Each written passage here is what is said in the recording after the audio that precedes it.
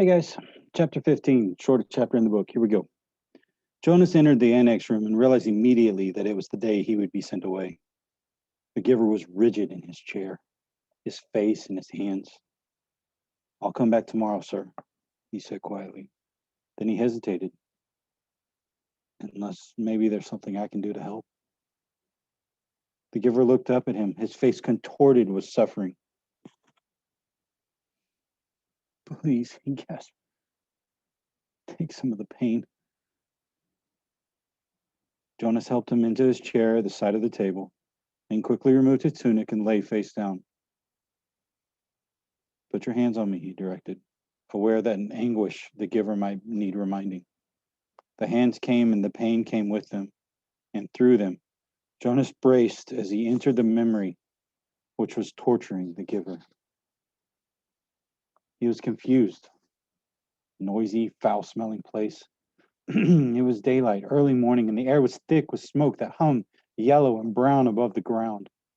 Around him, everywhere, far across the expanse of what seemed to be a field lay groaning men. A wild-eyed horse, its bridle torn and damaged, dangling, trotted frantically through the mounds of men, tossing its head, whinnying in public, in panic.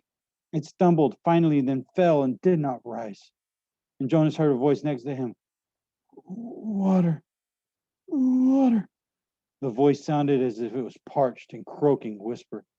He turned his head toward the voice and looked into the half-closed eyes of a boy who seemed not much older than himself. Dirt streaked the boy's face as in matted blonde hair. He lay sprawled in a ground uniform, glistening with wet, fresh blood. The color of the carnage was grotesquely bright. The crimson wetness on the rough and dusty fabric, ripped shreds of grass, startling green in the boy's yellow hair. Excuse me. The boy stared at him. Water, he begged again. And when he spoke, a new spurt of blood drenched the coarse cloth across his chest and sleeve. One of Jonas's arms was immobilized with pain, and he could see through his own torn sleeve something that looked like ragged flesh and splintery bone. He tried his remaining arm, and he felt it move. Slowly he reached to his side and he felt a metal container there and removed the cap, stopping the small motion of his hand now. Then to wait for the surging pain to ease, and finally, when the container was open, he extended his arm across the bloody-soaked earth, inch by inch, as he held up the lips of the boy. Water trickled into the imploring mouth and down the grimy chin. The boy sighed. His head fell back, his lower jaw dropping, as if he was surprised by something. A dull blankness slid across his eyes.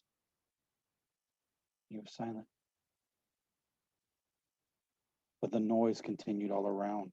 The cries of the wounded men, the cries begging for water and for mother and for death.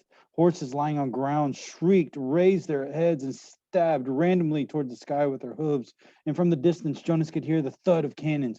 Overwhelmed by pain, he lay there in a fearsome stench for hours, listening to the men and animals die, and learned what warfare meant.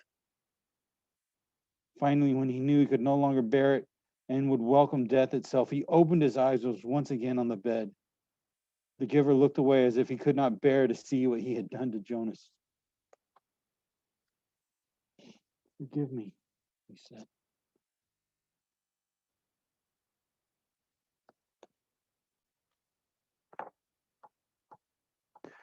Chapter 16, questions.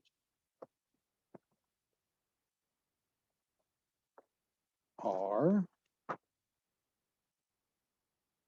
I can get to my right page. Oh, chapter 15. I apologize. It's just one question. What is this memory? And what is its result on Jonas? What does the memory do to him? What do you think it's going to do? See you guys next chapter.